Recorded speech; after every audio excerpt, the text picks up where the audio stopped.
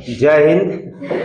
Class 12 के एक नए वीडियो लेक्चर में पुनः आपका स्वागत है। पिछले क्लास में हम लोग रिलेशन एंड फंक्शन चैप्टर के अंतर्गत हम लोग जस्ट पिछले वीडियो लेक्चर में हम लोग इक्विवेलेंस क्लास को पढ़ना स्टार्ट कर दिए थे और इक्विवेलेंस क्लास को हम बनाए भी थे।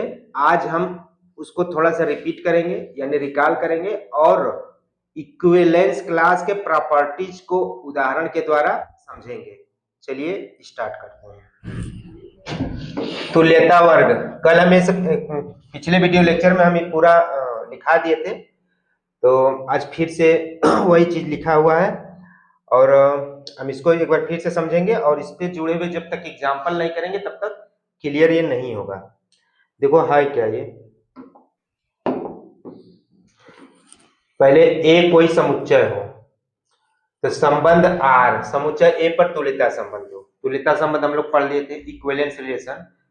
किसी सेट पर कोई रिलेशन आर तुल्यता संबंध कब कहलाता है? जब वो रिलेशन उस सेट पर स्वतुल्य हो, सममित हो और संक्रामक हो।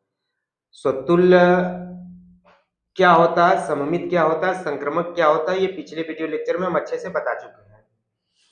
और जब तुल्यता संबंध हो जाएगा तो सेट ए है, सेट ए कोई समुच्चय है तो उसमें अवयव होंगे, तो इसके प्रत्येक अवयव को, ए के प्रत्येक अवयव का तुल्यता वर्ग बनाया जा सकता है। अगर ए बिलोंगिंग टू ए हो, मतलब सेट ए का कोई अवयव ए हो तो उसके तुल्यता वर्ग ए को हम लोग लिखेंगे कैसे? ऐसे लिखेंगे, दोनों सिंबल यूज करते हैं। कहीं कहीं ये यूज होता है, कहीं कहीं ये यूज होता है, चीजें प्रदर्शित करते हैं। तथा ए होता क्या है? वर्ग मतलब क्लास, तुल्यता वर्ग यानी क्लास। कल हम बता दिए थे क्लास क्या होता है। अगर एक स्कूल है तो स्कूल का अगर कोई क्लास है तो क्लास के विद्यार्थी कहां से होंगे? स्कूल से ही होंगे। तो अगर ए सेट ए में का अवयव है तो उसका अगर क्लास बनाएंगे तो उस क्लास, अगर ए को मान लो स्कूल है, ए स्कूल का एक स्टूडेंट है, तो स्टूडेंट किसी क्लास में होगा, तो जब क्लास में होगा तो इसको ऐसे लिख देंगे, ठीक। और क्लास डिफाइंड कैसे होता है? क्लास वास्तव में, क्लास में जो बच्चे होते हैं यानी क्लास के जो अवयव होते हैं, विद्यालय के ही तो अवयव होते हैं, स्कूल के ही तो अवयव होंगे। यानी क्लास ए में स्कूल यानी सेट ए के ही अवयव होंगे, इस प्रकार से होंगे कि वो ए से संबंधित। अब थोड़ा फिर से देख लो, अगर कोई स्कूल है, स्कूल में कक्षा 12 है, कक्षा 12 का कोई एक अवयव ले लोगे, यानी कि कक्षा 12 के एक अवयव का उसका क्लास बनाओगे। एक अवयव क्लास 12 का होगा तो क्लास 12 के अवयव से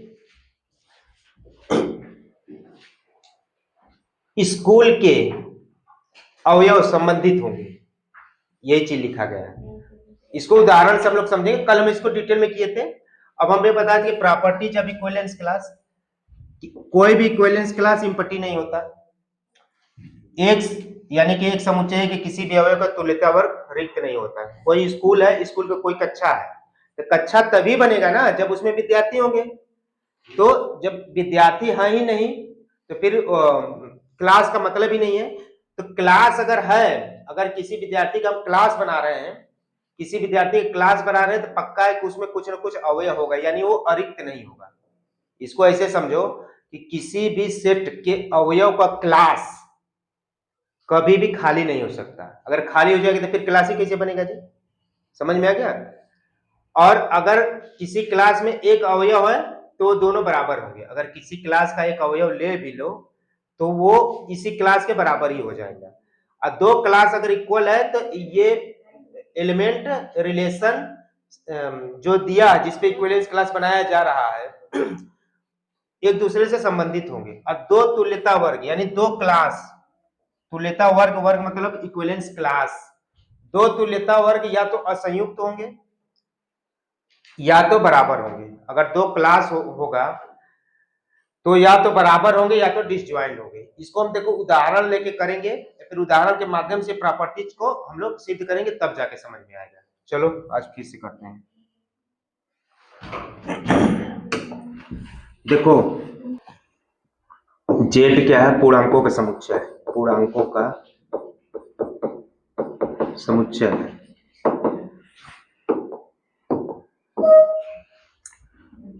और कोई रिलेशन पूर्णांक पे एक्स वाई इस प्रकार से संबंधित है कि 3 divides x minus Y, X belonging to Z, Y belonging to Z, ये है। अब ये आर जेड पे क्या होगा? इक्विवेलेंस रिलेशन बनाएगा। अब थोड़ा सा इक्विवेलेंस रिलेशन भी देख लो। तो आर संबंध आर समुच्चय जेड पर तुल्यता संबंध है, तुल्यता संबंध है, तुल्यता संबंध है ना? तुल्यता संबंध है। तो कल हम इसको कराए थे कैसे, आज फिर से 60 में कर देते हैं। अगर स्वतुल्य दिखाना हो तो स्वतुल्य के लिए क्या करोगे? For all x belonging to Z, चूंकि 3 divides x minus x is true, अतः R for all x belonging to J, x belonging to R. स्वतुल्य हो गया। फिर सममित के लिए, सममित के लिए अगर हम X Y belonging to R लेके चले तो इसका मतलब 3 डिवाइड्स एक्स माइनस वाई, इसका मतलब कि 3 डिवाइड्स वाई माइनस एक्स। कल हमें बताए थे, इसका मतलब क्या हो जाएगा कि Y X belonging to R. सममित भी हो गया। संक्रमक के लिए क्या था? X Y belonging to R, Y Z belonging to R. X Y belonging to R का मतलब 3 divides x minus Y, comma 3 divides Y minus Z. ये क्या बताएगा? अगर दोनों को जोड़ दोगे तो 3x minus Y plus Y minus Z, यानी कि अगर इसको एक बार और लिख लो, 3 डिवाइड्स एक्स माइनस जेड, यानी कि X Y belonging to R, Y Z belonging to R, implies कर दिया कि X Z belonging to R. तो रिलेशन आर इस सेट जेड पे पूर्णांकों के समुच्चय पे क्या है? इक्विवेलेंस रिलेशन है। अर्थात संबंध आर पूर्णांकों के समुच्चय पर, पूर्णांकों के समुच्चय पर क्या है? तुल्यता संबंध है, तुल्यता संबंध है। अगर तुल्यता संबंध है तो अभी हम क्या बताएं? तुल्यता संबंध है, कोई समुच्चय हो आर समुच्चय पर तुल्यता संबंध है। तुल्यता संबंध हो गया तो तुल्यता संबंध तो एक के प्रत्येक अवयव का तुल्यता वर्ग बनाया जा सकता है। ठीक।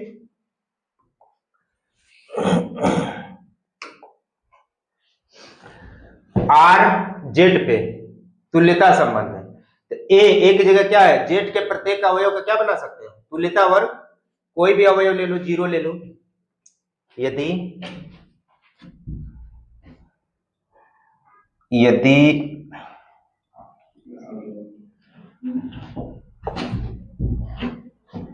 3 अवयव ले लो, यदि 0 बिलोंगिंग टू जेड ले लो, 1 बिलोंगिंग टू जेड ले लो, 2 बिलोंगिंग टू जेड ले लो, 3 बिलोंगिंग टू जेड ले लो। अब 3 अवयव के लिए तीनों अवयव, क्योंकि हम क्या कहें, सेट के प्रत्येक अवयव का तुल्यता वर्ग बनाया जा सकता है। तो हम पहले तो 1 2 3 4 अवयव ले लेते हैं, चारों का हम लोग तुल्यता वर्ग बनाते हैं। ठीक। तो 0 के तुल्यता वर्ग को कैसे लिखोगे? 0 के तुल्यता वर्ग को कैसे लिखोगे? ऐसे ऐसे ही तो लिखेंगे 0 के तुल्यता वर्ग को। इसमें कौन सा अवयव होंगे? जेड के अवयव होंगे।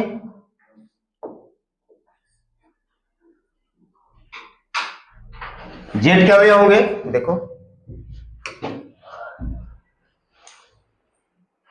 समुच्चय के अवयव है। अगर कोई भी अवयव है सेट का, सेट का अवयव कोई है तो उसके तुल्यता वर्ग में कौन सा अवयव आते, सेट के अवयव आते थे, इस प्रकार से आते थे कि यक्स ए से संबंधित हो। ठीक, तो फिर देखो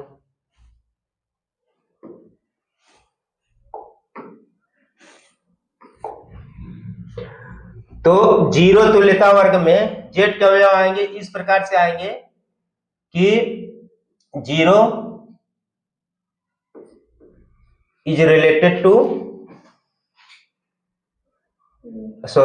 X is related to zero, X is related to zero, ये नहीं लिखे थे, देखो X is related to A, तो यहां क्या हो जाएगा, X is related to zero, ये समझ में है। तो अब बताओ इस संबंध में यक्स वाई से संबंधित है, इसका मतलब क्या है, पहले तो इसको जानो।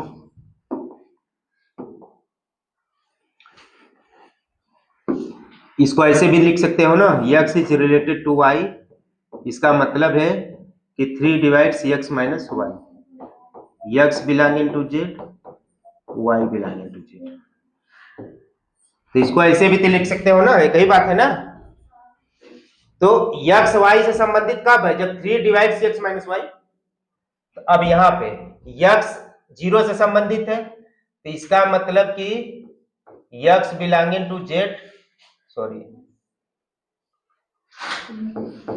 X belonging to Z such that 3 divides X minus zero, इसका मतलब यही ना हुआ। अब बताओ यानी कि जीरो में क्या आएंगे फिर, अब जीरो में अवयव लिख दो, वे सभी यक्स जो 3 से विभाजित होते हैं, वे सभी यक्स जो 3 से विभाजित होते हैं, और यक्स का क्या होगा, इंटीजर होगा, वे सभी यक्स जो 3 से विभाजित होते हैं और यक्स क्या होगा, इंटीजर होगा, तब लिख दो सभी, जीरो विभाजित होगा, जीरो होगा, 3 होगा, 6 होगा, 9 होगा, ऐसे होगा, इधर क्या होगा, -3, -6, -9, एक क्लास बन गया, एक क्लास। अब 1 का क्लास बनाओ,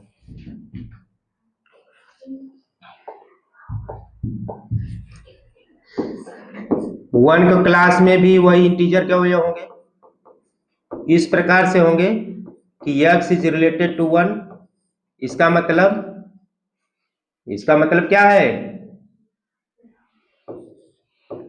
इसका मतलब यह है कि x वे इंटीजर होंगे इस प्रकार से कि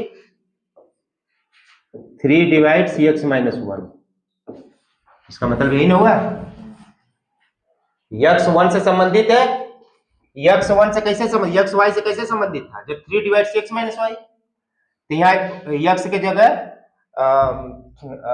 1 है, x के जगह नहीं, y की जगह क्या है, 1 है। अब इसमें 1 में क्या आएंगे, कौन से आएंगे बताओ, यानी कि अगर 1 में अगर x के वही वैल्यू जो 3 से विभाजित हो जाए, तो पहले तो 1 आएगा, 1, 4, 7, 10, ध्यान से देखो, -2, -5, -8, यही ना आएंगे, ये सारे वैल्यू रखो, x की जगह 3 विभाजित कर देगा, देखो कर रहा है कि नहीं कर रहा है, 7 रखो, 7 - 1 बराबर 6, 10 रखोगे, 10 - 1 3, -2 - 1 -3, -5 - 1 -6, 3 से विभाजित हो जाएगा ना, होगा ना। अब बताओ अगर हम डायरेक्ट लिखें इक्विवेलेंस क्लास ऑफ 2, अब इसमें कौन सा अवयव आएंगे,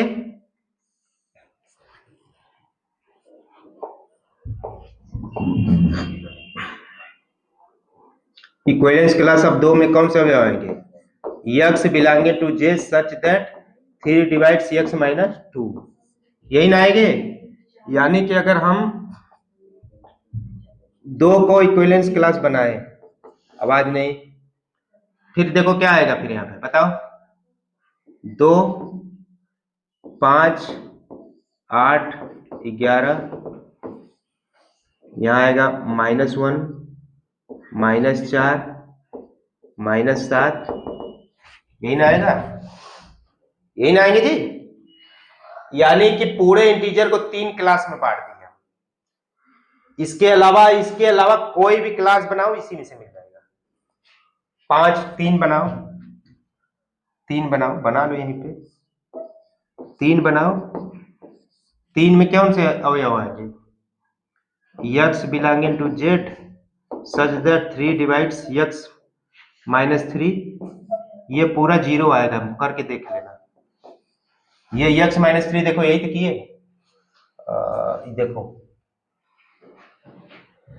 x -3 करोगे तो x जगह 3 रखोगे, फिर 6 रखोगे ना, फिर 0 रखोगे, 3 रखोगे, 6 रखोगे, सब यही 0 आ जाएगा। करके देख लेना, x के वे वैल्यू जो 3 से विभाजित हो जाए 0 क्लास में मिलेगा। करोगे करो, फिर इसी तरह निकालोगे क्या, 4 निकालो, तो ये 4 किसके बराबर हो जाएगा? 1 के आएगा। निकाल के देखना है तुमको। समझ में आ गया? अब देखो प्रॉपर्टी जिससे समझते हैं, ठीक, इसको मिटा दें। सेट जेड है, रिलेशन आर है, जो कि तुल्यता संबंध है। पहला प्रॉपर्टी जब बताए थे कि कोई भी इक्विवेलेंस क्लास इम्पटी नहीं होगा, इम्पटी नहीं होगा। देखो कोई भी क्लास बनाओ, कुछ न कुछ अवयव तो मिल रहा है ना, इम्पटी कहाँ है इम्पटी? इम्पटी नहीं है, इम्पटी नहीं है, मतलब कि कोई भी क्लास बनाओ, जेड के किसी भी अवयव का क्लास बनाओगे उसमें कोई ना कोई अवयव जरूर मिलेगा। मिला है ना, देखो 0 बनाए तो ये मिला, 1 बना, तुम कुछ भी बनाओ, क्या बनाना चाहते हो? -4 बना लो, हम इतने में कहेंगे तो -4 किसके बराबर होगा बताओ? कौन सा क्लास मिलेगा -4 का? हाँ बताओ तो। 4 में से 1 घटाने पर 3, तो -4 में से क्या घटाओगे कि 3 से विभाजित हो जाए? 1 नहीं, -4 नहीं जी,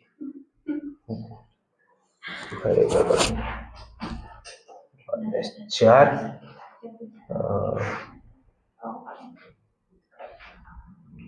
2, -4 -2 -6, 3 से विभाजित हो जाएगा। समझ में आ गया? -4 जब बनाओगे ना तो देखो यही मिलेगा, यही वाला मिल जाएगा। समझ में आ गया ना? अब तुम करना, बड़ा मजेदार चीज है। अब बताओ 1001 किसके इक्विवेलेंस क्लास होगा? 2 के।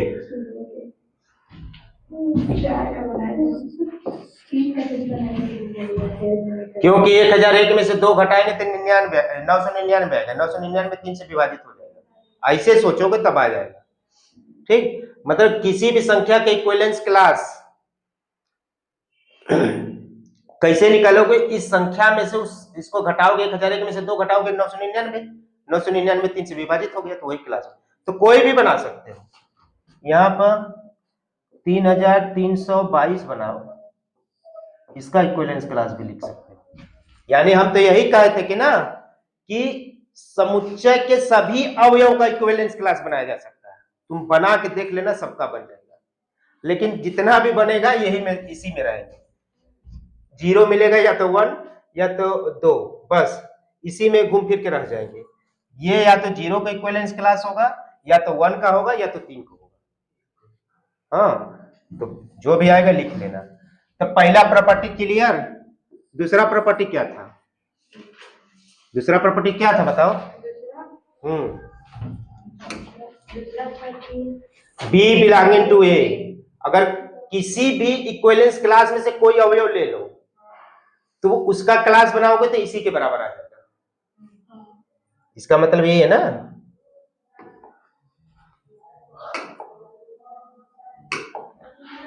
दूसरा प्रॉपर्टी ये है कि B बिलोंगिंग टू ए अगर अगर है तो ये a बराबर b ही होगा। यानी किसी भी इक्विवेलेंस क्लास में से कोई अवयव ले लो, किसमें लेना चाहते हो, मान लो इसी में से ले लो, कोई भी अवयव ले लो, क्या लोगे, 4 ले लो। अगर 4 बिलोंगिंग टू किस में से लिए हो, एक में से, तो देखोगे कि इक्विवेलेंस क्लास 4 और इक्विवेलेंस क्लास 1 बराबर होंगे। देखो वही प्रॉपर्टी नंबर 2 तो यही कह रहा है, प्रॉपर्टी नंबर 2 यही ना कह रहा है, आपकी किसी भी इक्विवेलेंस क्लास में से कोई अवयव ले लो तो इसका इक्विवेलेंस क्लास बनाओगे तो इसी के बराबर आ जाएगा। देखो है ना, सामने है ना, है कि नहीं जी, देख के बताओ। तीसरी प्रॉपर्टी क्या था, तीसरी प्रॉपर्टी क्या है, ए बराबर बी, अगर दो इक्विवेलेंस क्लास बराबर है तो ए इज रिलेटेड टू बी होगा। तीसरा प्रॉपर्टी ये है कि ए बराबर बी है तो ये बताएगा कि ए इज रिलेटेड टू बी। देख लो 4 1 अगर बराबर है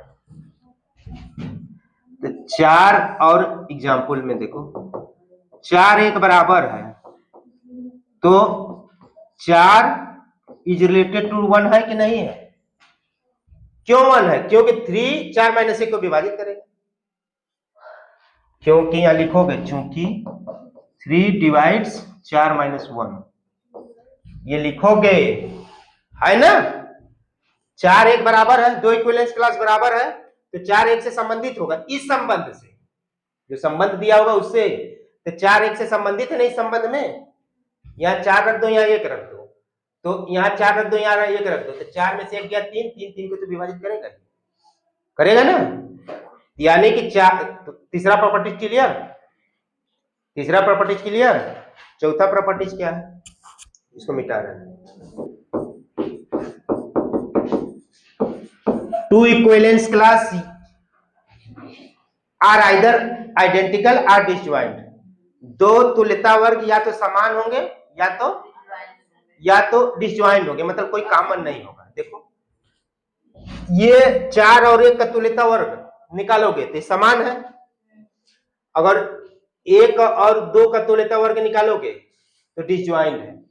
डिसजॉइंट मतलब कोई कॉमन, देखो 1 में जो अवयव है वो 2 में है, 1 को निकाल के दिखा दो, जो 1 में है वो 2 में है, दिखा दो। देखो नहीं है, अगर 1 यहाँ है तो यहाँ 1 नहीं है, यह 4 है तो यहाँ 4 नहीं, या -8 है तो यहाँ -8 नहीं है कहीं। तो दो ही चीज होगा कि दो इक्विवेलेंस क्लास या तो बराबर होंगे या तो डिसजॉइंट होंगे। देखो अगर 4 1 ले लिया, मान लो 2 4 1 ले लिया रैंडमली, तो या तो दोनों बराबर हो जाएंगे, दोनों को क्लास बराबर हो जाएगा, या तो दोनों में कोई कॉमन अवयव, या तो एकदम घुल मिल के रहेंगे या तो एकदम कट्टर रहेंगे, दुश्मन रहेंगे। समझ में आ गया। तो दो कोई अवयव ले लोगे इंटीजर से, सेट से, एक्स वाई, तो या तो बेचारे चुपचाप बराबर हो जाएंगे, दोनों का क्लास या तो बराबर हो जाएगा, या तो क्या हो सकता है दोनों डिसजॉइंट हो, मतलब कोई कनेक्ट ना हो। इसके अलावा कुछ मिल सकता है, कोई भी दो अवयव इंटीजर के ले लो और दोनों के इक्विवेलेंस क्लास बनाओ, हो सकता है दोनों बराबर हो जाए, अगर बराबर नहीं होगे तो एक भी नहीं हो सकते, एकदम डिसजॉइंट हो गए। समझ में आ गया, क्लियर है।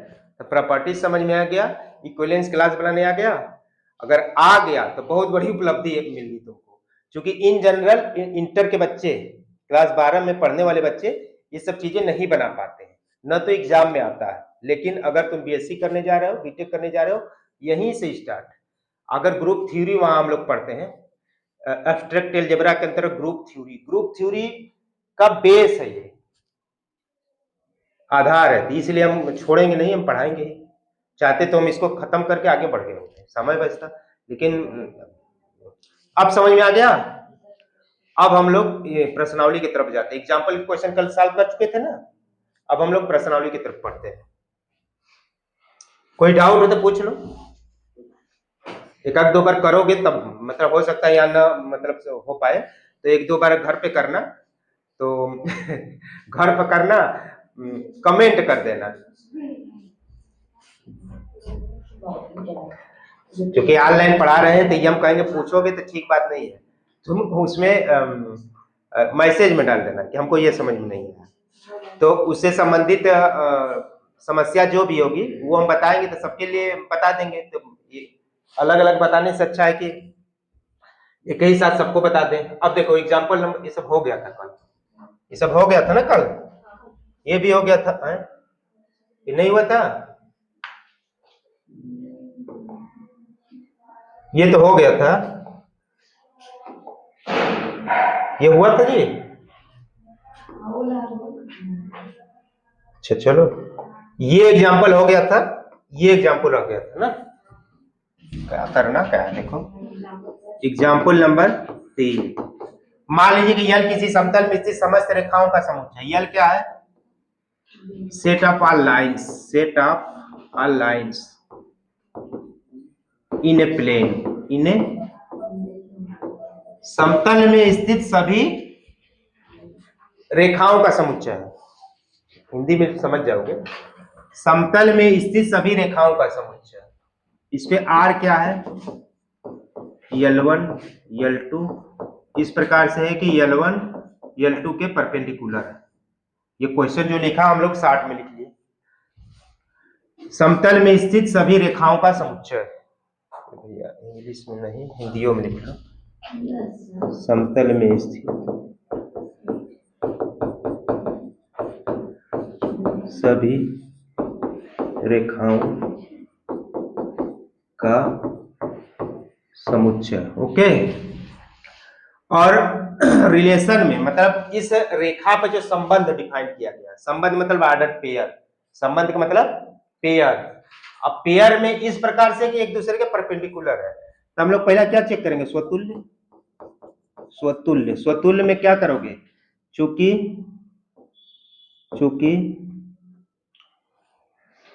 समुच्चय यल, समुच्चय हम क्या माने? यल, समुच्चय यल का कोई भी अवयव, कोई भी अवयव स्वयं के लंबवत होता है? लंबवत नहीं होता, नहीं होता, अर्थात for all x belonging to L, x does not belonging to R। x ले लो या यल ले लो, मतलब चूंकि लाइन ले रहे हो तो यल ले लो, अतः for all L belonging to L1 ले लो, L1 belonging to L, चूंकि लाइन को यल से दिखाया है तो L1 ले लो। for all L1 belonging to L,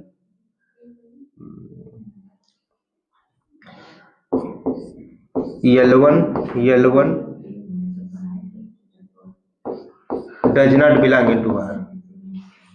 समझ में गया? लिखो कैसे? अतः समुच्चय यल पर संबंध R स्वतुल्य नहीं है, स्वतुल्य नहीं है, ठीक। अब क्या देखो? सममित, सममित हम क्या लेके चलेंगे? दो एलिमेंट लेके चलेंगे R में, L1 L2 belonging to R। इसका मतलब क्या है? L1 L2 R में है, इसका मतलब L1 L2 के परपेंडिकुलर है, L1 L2 के लंबवत है, लंबवत। अब बताओ L1 L2, ये L1 है, ये L2 है, L1 L2 के परपेंडिकुलर है, तो क्या L2 L1 के परपेंडिकुलर नहीं है? वो तो है।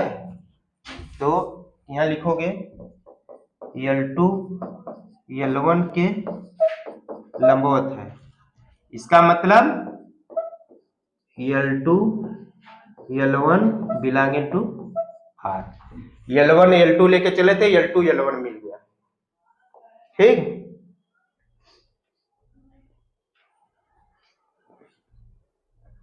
ठीक है, अतः लिखोगे अतः समुच्चय यल पर संबंध आर क्या है? सममित है, सममित है, संक्रामक। तुम लोग बताओ मुझवानी, संक्रामक में क्या लेके चलेंगे? L1 L2 belonging to R, L2 L3 belonging to R। इसका मतलब क्या है? L1 L2 belonging to R का मतलब L1 L2 के परपेंडिकुलर है, L1 L2 के, हम 60 में लिख देंगे, तुम 60, L1 L2 के परपेंडिकुलर मतलब L1 L2 के लंबवत है, कामा L2 L3 के लंबवत है। लिख लोगे ना, या लिख लेना कि L1 L2 के लंबवत है, कामा L2 L3 के लंबवत है। अब बताओ तुम लोग, L1 है ये L1 है, ये L2 है, L1 L2 के परपेंडिकुलर और L2 L3 के परपेंडिकुलर कर दो, ये L3 है, L1 L2 के परपेंडिकुलर है, L3 L2 के परपेंडिकुलर है, L1 L3 के क्या है? परपेंडिकुलर नहीं, पैरेलल हो गया, समांतर हो गया, तो संक्रामक कहां बनेगा? ठीक है, संभव ही नहीं है। ठीक, तो इंप्लाइज करेगा कि L2 L3 के समांतर है। इसका मतलब ये है कि L2 सॉरी ये L1 L3 के समांतर है। इसका मतलब ये है कि L1 L3 does not belong to R. पर लंबवत होता तब ना आर में बिलोंग करता, आर में लंबवत वाला संबंध है, यहाँ क्या आ गया? समांतर आ गया, तो आर में नहीं है, तो क्या लिखोगे फिर? अतः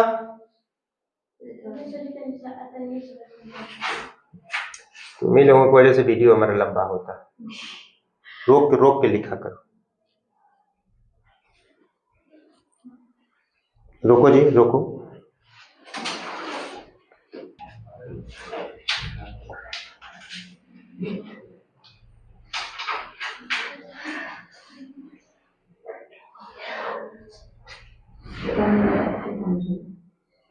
चलो गया।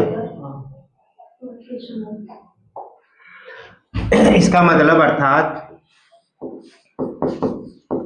समुच्चय L पर संबंध R संक्रामक नहीं। क्या दिखाना था इस क्वेश्चन में?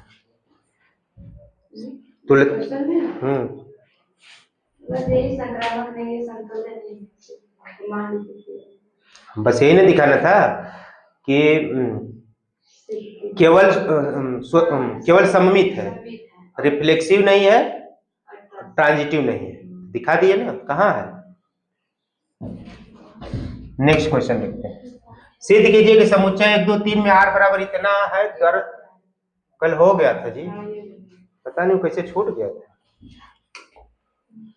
ये भी हो गया था ना, क्वेश्चन कैसे छूटा था? प्रश्नावली आ गया 1.1, प्रश्नावली 1.1, प्रश्नावली 1.1 तभी पढ़िए, अच्छे से समझ में आएगा जब हम लोग उदाहरण अच्छे से समझे हैं और उससे जुड़े हुए जो कॉन्सेप्ट हैं उसको अच्छे से समझे हैं, अदरवाइज नहीं समझ में आएगा। चलो पहला question,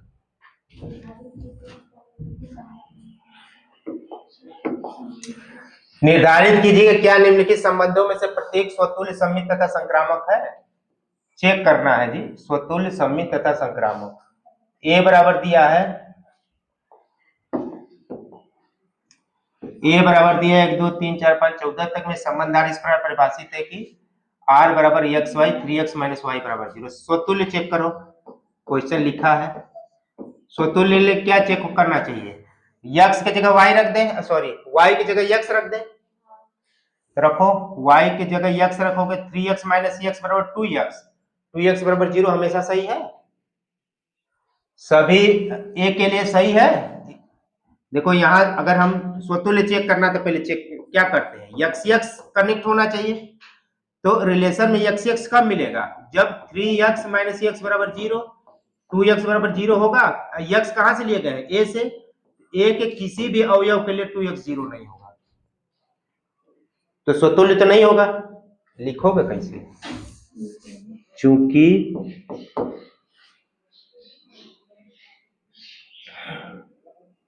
for all x belonging to a के किसी भी अवयव के लिए 3x माइनस x बराबर 2x नॉट इक्वल टू 0, 0 होता तब ना सही रहता। अतः for all x belonging to a x does not belonging to r। ये नहीं लिखोगे, ये बताओगे। क्योंकि a के किसी भी अवयव के लिए 3x माइनस x कर दो यानी 2x बराबर 0 नहीं आएगा। आता तब ना हम x रिलेशन में आते। तो अतः r a पर, मतलब संबंध r समुच्चय a पर स्वतुल्य नहीं है। ठीक, अब क्या चेक करोगे?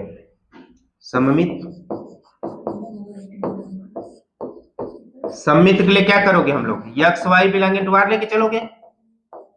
X Y belonging to R का मतलब 3x माइनस वाई बराबर 0। 3x माइनस वाई बराबर, हमको yx बिलोंगिंग टू आर लाना होता है सममित चेक करने के लिए। यानी हमको लाना क्या होगा? 3y माइनस x बराबर 0, ये हमको लाना है। संभव है कि 3x माइनस वाई बराबर 0 रहे तो 3y माइनस x बराबर 0 हो जाए? कभी संभव ही नहीं है। implies that 3y minus x not equal to 0।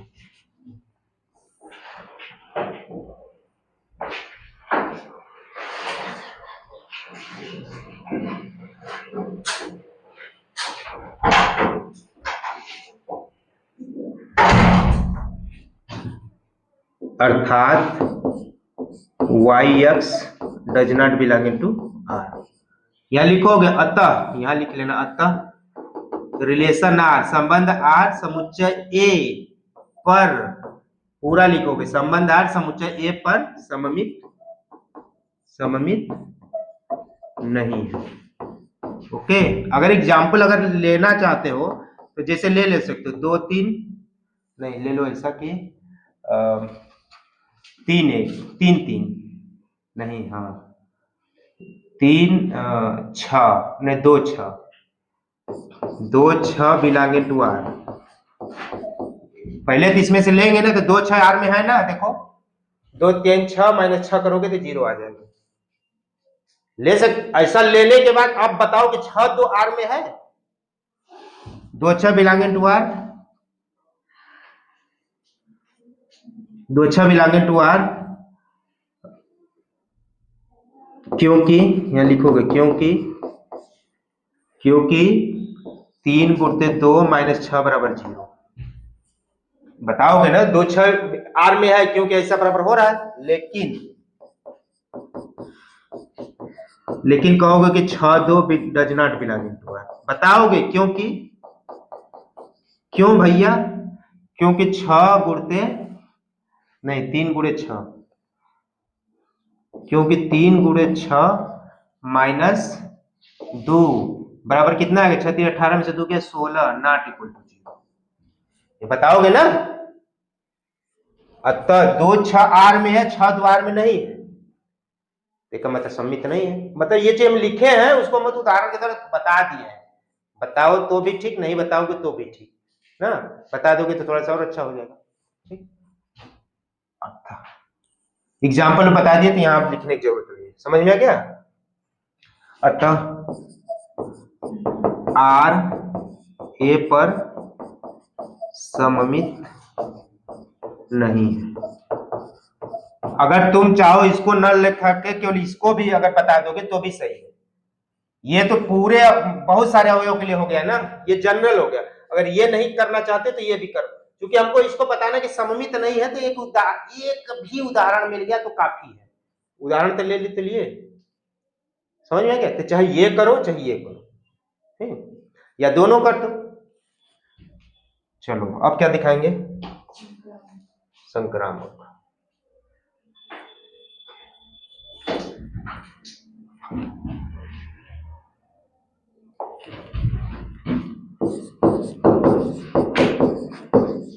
संक्रामक के लिए क्या दिखाओगे, x Y belonging to R, फिर y Z belonging to are.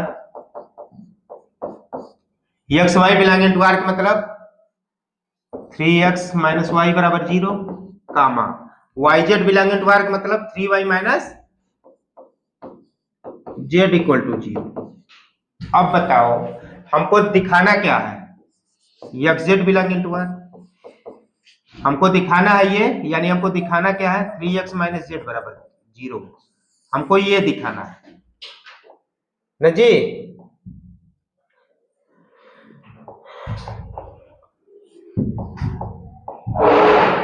बताओ संभव है। अब लिखो 3 दोनों को अगर हम 3x माइनस वाई बराबर 0, ठीक, तो अब हमको 3x माइनस जेड लिखो, 3x माइनस जेड लिखो। अगर हम 3x यहां लिख दें, जेड का मान यहां से निकाल लो, जेड बराबर 3y, यहां से यहीं से जेड का मान निकाल लो, जेड बराबर 3y। ये क्या आ गया 3x माइनस वाई, ये कहां से 0 होगा जी, नॉट इक्वल टू 0। कभी होगा 3x माइनस वाई नॉट 0, ठीक है ना। मतलब ये 3x minus Z not equal to 0 implies that 3x minus Z not equal to 0, अर्थात implies that x Z does not belong to R. ठीक है,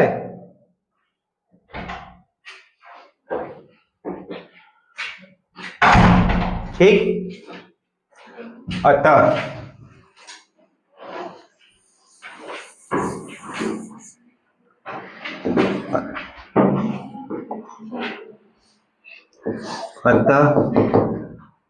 समुच्चय ए पर संबंध आर संक्रामक नहीं है। इसमें भी एग्जाम्पल ले लो अगर तुम्हारा मन कर रहा है तो, एग्जाम्पल के द्वारा दिखा दो। F Z belonging to R का मतलब क्या होगा, 3x माइनस 2 6 ले लो, नहीं क्या लिए थे भाई, क्या है जी, क्या था संबंध, 3x माइनस वाई बराबर 0 था, X Y belonging to R में ऐसे ही था ना, यही था ना। हाँ, तो 2 6 ले लो, 2 6 बिलोंगिंग टू आर, फिर यहां ले लो 6, यहाँ 6 लोगे तो यार क्या लेना पड़ेगा 18, ये ले लिए। 2 6 आर में है, 6 18 भी आर में है, 6 18 आर में है ना, क्योंकि x की जगह 6 रखो, y की जगह 18 रखो, मिल जाएगा। तब बताओ कि क्या 2 18 आर में होगा, लेकिन 2 18 does not belong to R, क्यों, अच्छा सॉरी,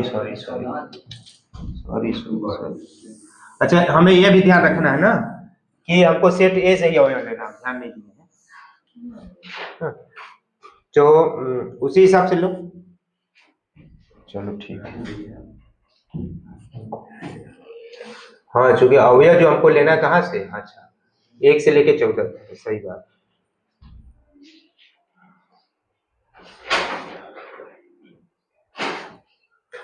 चलो ठीक है, अब मतलब उदाहरण भी लेके दिखा सकते हो, अपने से सोचना, आगे देखते हैं। उसी में से लेना, लेकिन सेट के ही अवयव लेना है। एक्स वाई जेड जो भी लिया जाता है कहां से लिया जाता है, सेट से ही लिया जाता है। हम बहुत जगह देखो भूल जाते हैं, लेकिन लिख लिया करो। एक्स वाई जेड यहां लिखोगे, अगर यहां लिखना चाहो तो लिखोगे x y Z belonging to A के लिए, इसमें जोड़ सकते हो संक्रामक के पहले x y Z belonging to A के लिए, ये से लिख सकते हो। इसी तरह ऊपर भी, समझ में आ गया। तो मान लो ये सब अंडरस्टूड रहता है, लेकिन लिख लोगे तो थोड़ा और अच्छा हो जाएगा। अब देखो ये क्या है, प्राकृतिक, अरे अच्छा, पहला का पहला क्वेश्चन था, ठीक, ये पहला का दूसरा क्वेश्चन, ये पहला का दूसरा। प्राकृतिक संख्या को समुच्चय n में x y इस प्रकार से है कि सेकेंड कंपोनेंट फर्स्ट कंपोनेंट में 5 जोड़ने पर मिलेगा, x 4 से छोटा, यो ध्यान देना है। तो इसको भी दिखाना है कि सम्मित है, संक्रामक है, जो भी है।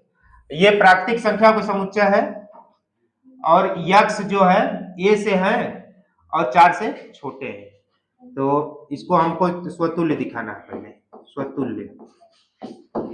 स्वतुल्य तो होगा ही नहीं जी, n में अवयव जो है 4 से छोटे हैं 1 से 4 तक, तो कोई भी अवयव स्वयं से संबंधित है इस संबंध की तरह। y की जगह x रख दो, तो y की जगह जब x रखोगे तो x बराबर x प्लस 5 कभी संभव है? और x कहां से है? 4 से छोटे प्राकृतिक संख्या है, तो संभव ही नहीं है। चूंकि x लेस देन 0 के किसी प्राकृतिक संख्या के लिए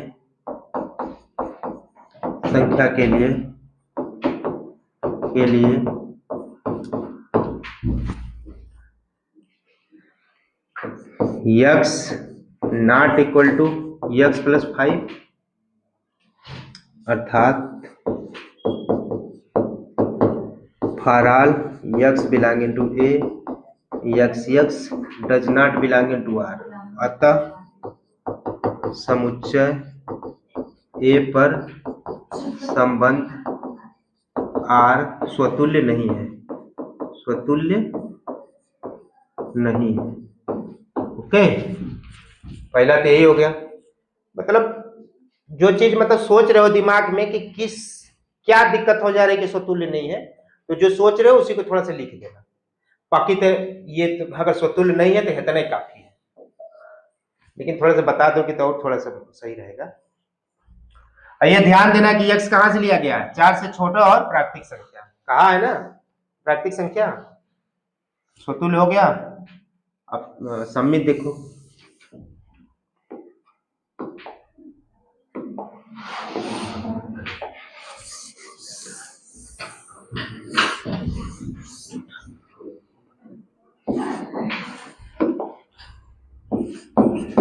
सममित सिमेट्रिक के लिए बस वही रटाया x y belonging to r।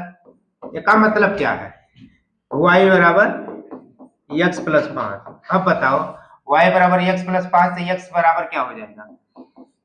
x बराबर y माइनस 5 हो जाएगा, और जबकि x बराबर हमको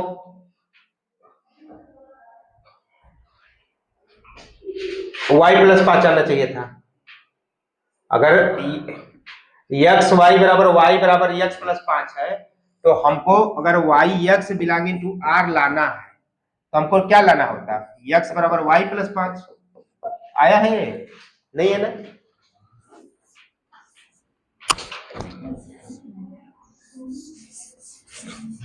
इसका मतलब या ऐसे लिख सकते हो, इंप्लाइज दैट कि x does not equal to y plus 5, ये भी लिख सकते हो। मतलब ये इंप्लाइज कर सकता है कि x does not equal to y plus 5, इसका मतलब कि yx does not belonging to r। देखो हम थोड़ा सा डिटेल में लिखते हैं समझाने के लिए, तुम और शार्ट कर सकते हो अगर एक बार समझ में आ गया तो। अतः लिखोगे, अतः समुच्चय, कौन सा समुच्चय? n में, अतः समुच्चय n पर संबंध R क्या नहीं है? सममित नहीं है, ठीक। संक्रामक के बारे में और उदाहरण भी ले सकते हो, मतलब एक कोई ले लो, जैसे एग्जाम्पल के द्वारा अगर इसको दिखाना चाहोगे तो जैसे मान लो एग्जाम्पल ले लो, क्या लोगे?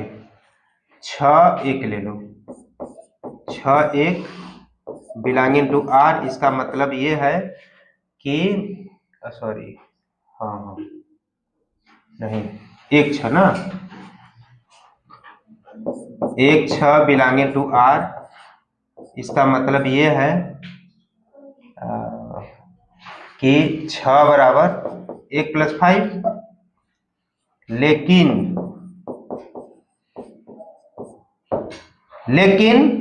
6 1 does not belong into R. क्यों? क्योंकि 1 नॉट इक्वल टू 6 + 1। ठीक है ना?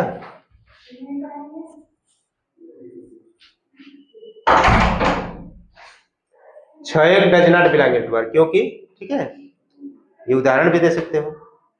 ठीक, तो अब ट्रांजिटिव देख लो, इसको मिटाए।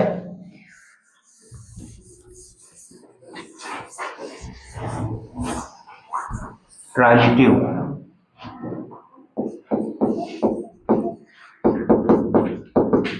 संक्रामक। संक्रामक के लिए क्या दिखाना पड़ेगा जी?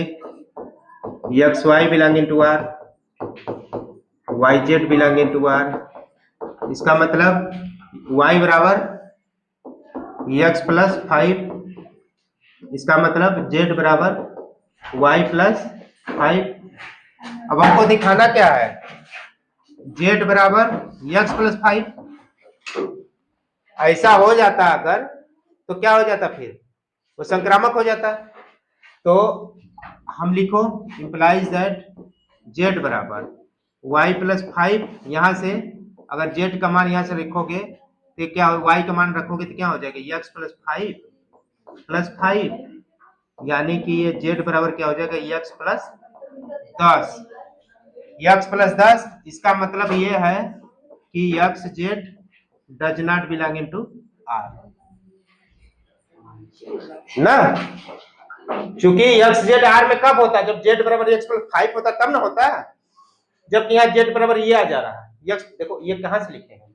यहां से z बराबर y + 5 यहीं से ले लिए हैं, फिर y + y का मान यहां से रख दिए। समझ में क्या? देखो z बराबर y + 5 यहां से लिए और y + 5 का और y का मान यहां से रख दिए x + 5। ये क्या हो गया? x + 10। समझ में क्या? तो अर्थात दिया गया संबंध समुच्चय, कौन सा समुच्चय था? समुच्चय n पर दिया संबंध क्या नहीं है? संक्रामक नहीं। देखिए बाकी क्वेश्चन जो है अगले हम वीडियो लेक्चर में कंप्लीट करेंगे, और इस प्रश्नावली के जितने भी क्वेश्चन है अगले वीडियो लेक्चर में खत्म कर भी लेंगे। तो आगे के वीडियो लेक्चर देखने के लिए बने रहिए। धन्यवाद।